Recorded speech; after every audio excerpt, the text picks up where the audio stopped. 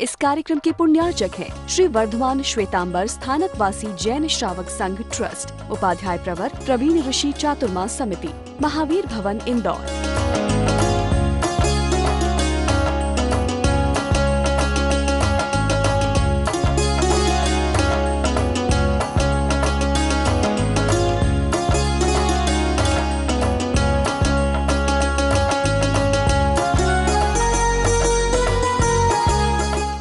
परम श्रद्धे पूज्य गुरुदेव के चरणों में कोटिश वंदना। विराजमान स्नेही से तीर्थेश श्री महाराज साहब, विदुषी महासती वृंद, श्रद्धालुगण, जिनके जीवन में गाथा जीवंत थी, मानो सत्यम सुई श्रद्धा संजममी यवीरियम। इंसानियत, सुनने की कला, सामने वाले पर डाउट न लेने की नीति, शंका न लेते हुए उस पर श्रद्धा और संयम में शक्ति का उपयोग कर करके जो अपने जीवन के परम श्रेष्ठता को उपलब्ध करने के राह पर 81 ईयर चले, 81 साल चले।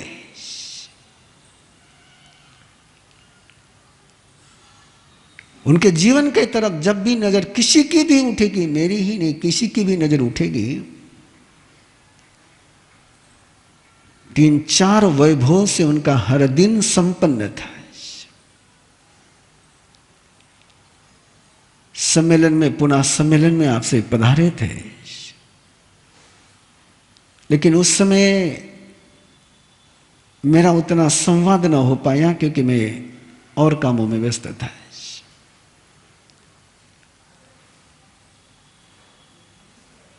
'95 का पहला चतुर्मास जोधपुर के लिए महाराष्ट्र के बाहर का हमारा पहला वर्षवास। इंदौर से आगे बढ़े,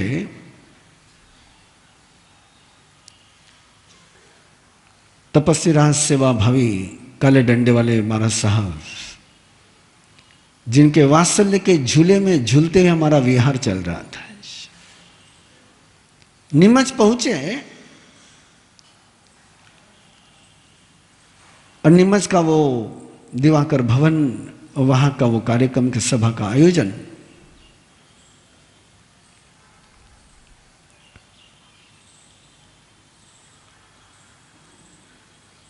मेरे पहले बोलने वाले वक्ता ने कर्म तेरी लीला ने अपरंपार, कर्म गति टारे न टरे, पर अपने विचार व्यक्त करे। अभी मैं बहुत पालतू हो गया हूं, बहुत शांत हो गया हूं।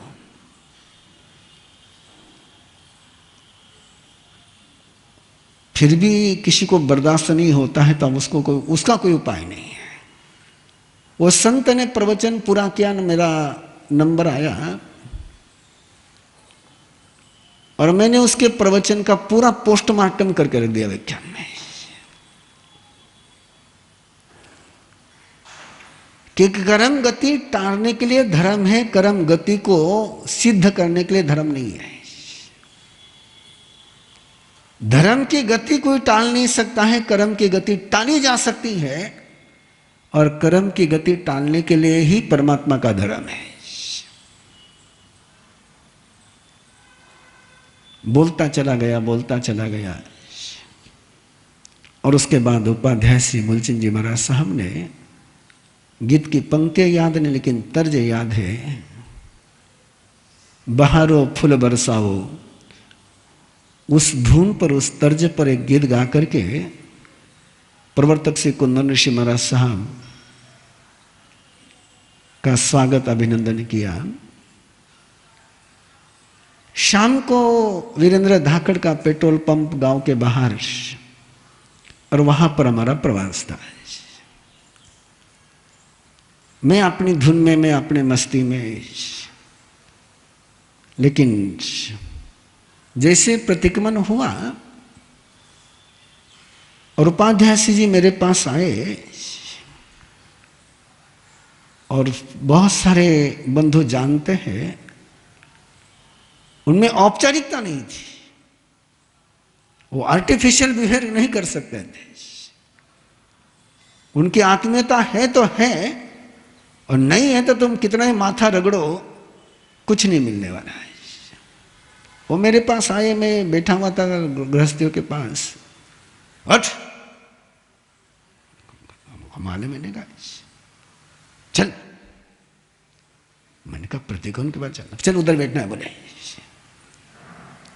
और मेरा हाथ पकड़ करके उधर एक पीपल का पेड़ था वहां लेकर गए, बोले बैठ। उन्होंने जो वाक्य पहला बोला वो वाक्य मैं आपके पास नहीं बोल पाऊंगा, अधूरा वाक्य बोल रहा हूं, क्योंकि वो वाक्य मैंने दिल्ली में भी कई लोगों के मुंह से सुना था। बोले मैं पहली बार किसी का प्रवचन उपाध्याय अमर मुनि के प्रवचन के बाद ध्यान से सुन रहा था,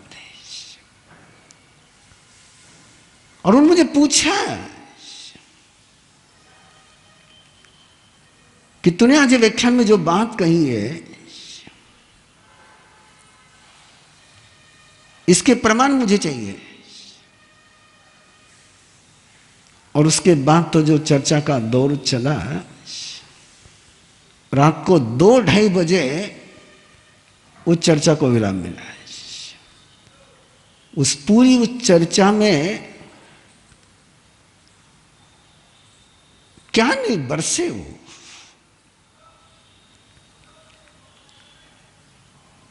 जोधपुर चतुर्मास के लिए हम जा रहे थे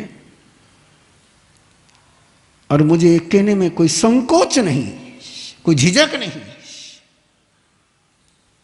कुछ चतुर्मास के लिए जो पाठ्य उन्होंने दिया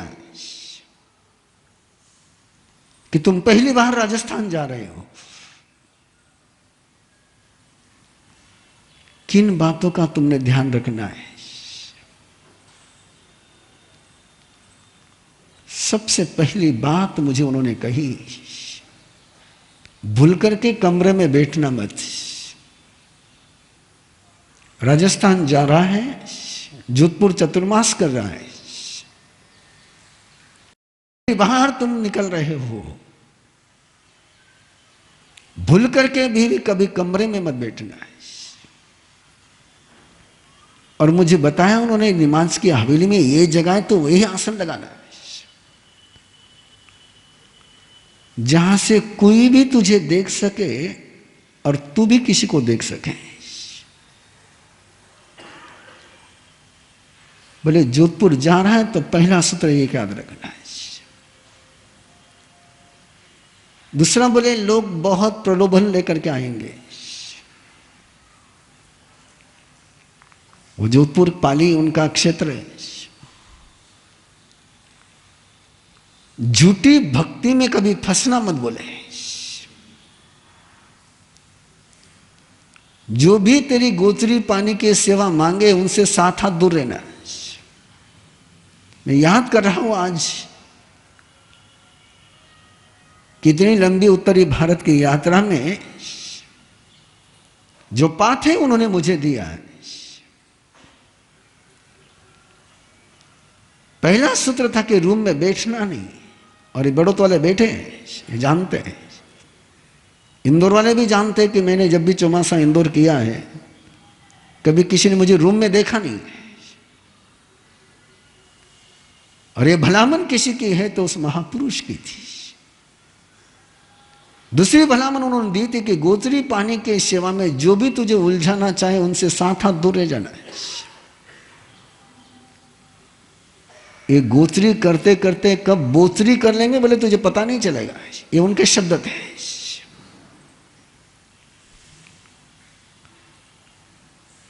ये चुग्गा डालते बोले, उनके शब्द में आपको बता रहा हूं। ये पंछी को जाल में फंसाने के लिए चुग्गा डालते हैं और तू चुग्गा चुगने जाएगा तो जाल में फंस जाएगा। बोले कभी ये चुग्गा मत चुगना है। साधना की कुछ बातें उन्होंने बताई, जिसका मैंने उस दिन जब उनका स्वास्थ्य के लिए जाप कर रहे थे तो मैंने पहली बार सभा में जिक्र किया तो उन्होंने बताया था कि प्रसिद्ध वक्ता जैन दिवाकर जगत वल्लभ दिवाकर जी महाराज साहब किस तीर्थंकर की आराधना करते थे। जो प्रसंग किसी किताब में नहीं मिल सकते हैं वो प्रसंग मैंने उनके मुंह से सुने। शायद जो पुराने श्रावक हैं उनको पता होगा, राजेंद्र मुनि सोहन मुनि जो दिवाकर जी महाराज साहब के धर्म सभा के किन्नर हुआ करते थे, गायक हुआ करते थे।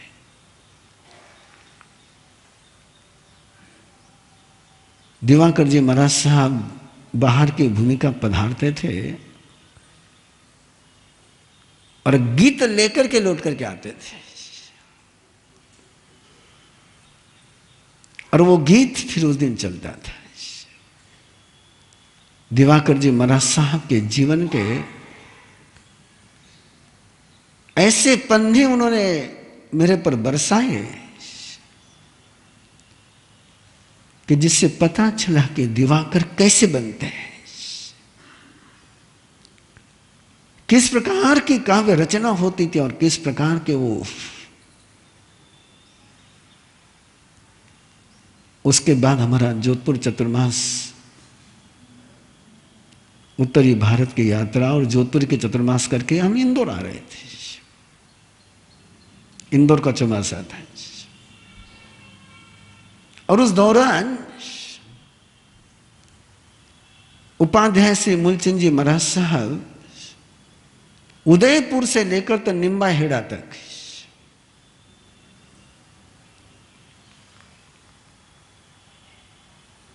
उनकी छाया में, उनके वात्सल्य में जीने का आनंद मेरी जिंदगी में लिया। मैं बहुत बार जिक्र करता हूं, सभा की शुरुआत में मुझे कभी बोलने नहीं देते थे। या तो ऋषभ मुनि को पहले शुरू करा देते थे, ऋषभ मुनि का होने के बाद स्वयं प्रवचन देते हैं और फिर कहते कि आप प्रवीण ऋषि बोलेगा। और उस समय मेरे पीछे कोई पुछड़ा लगा हुआ नहीं था, मैं तो केवल प्रवीण ऋषि था उस समय। मुझे वो थोड़ा सा प्रोटोकॉल के खिलाफ लगता था कि गुरुदेव के संस्कारों में हम बड़े संतों के बाद बोलने की हमारी परंपरा नहीं थी। हम ये सोचते थे कि बड़े संतों के बाद बोलना ये बड़ों का अनादर करना है। मैं उनसे 2-3 बार मैंने बहुत चिरोरी करी उनसे कि महाराज साहब ये हजम नहीं होता है कि आपके बाद मैं बोलूं। वे शब्द उनके कानों में गूंजते हैं कि भविष्य तुम्हारा है। हमको तो ये लोग बहुत सुन चुके हैं, अब तुमको सुनना इन लोगों ने। ये मन में भाव होना और उसकी प्रैक्टिकल प्रस्तुति होना,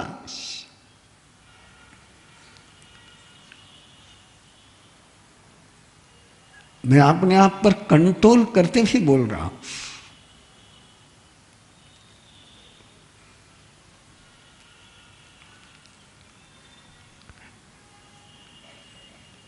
उपास गोतनी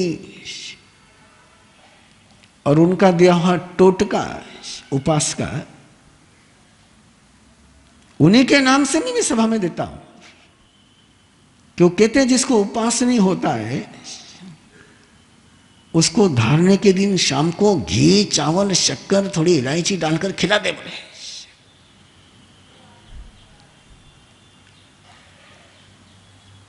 उपास हो जाएगा बोले।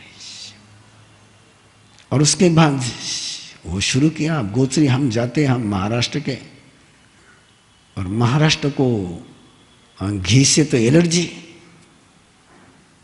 तो हम घी बहुत संभल करके लाते हैं। उन्होंने एक दिन मेरी, ये पता होगा रमेश जी को चिमटी कैसी भरते हैं, चिकुटी भरी। बोले भाई बुढ़ी हड्डियों को चलाना है, उसको घी लगता है। गोत्री में घी लाने में कंजूसी मत किया कर। बोले मैंने कहा महाराज सब हमको नहीं चलता। बोले तुझे नहीं खाना मत खा, मुझे क्यों भूखा रखता है।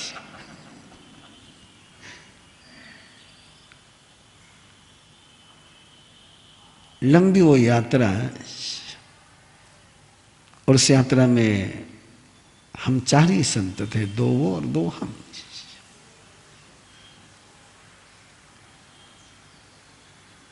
ऐसा प्रेम साधना के इतने सूत्र उन्होंने दिए। मैं उसके पहले कभी पैसठिया का जाप नहीं करता था। ये उनकी कृपा है।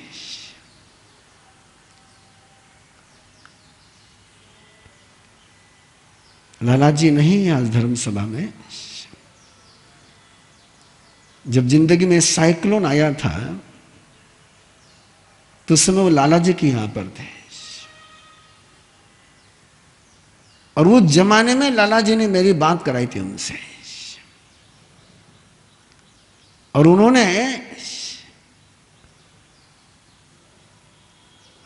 आप कल्पना कर सकते हो तो करो, उस समय उन्होंने मुझे पर 65 की कृपा बरसाई थी कि बोले 65 की ऐसी ऐसी साधना कर। बोले श्री वर्धमान श्वेतांबर स्थानकवासी जैन श्रावक संघ ट्रस्ट, उपाध्याय प्रवर प्रवीण ऋषि चातुर्मा समिति, महावीर भवन इंदौर।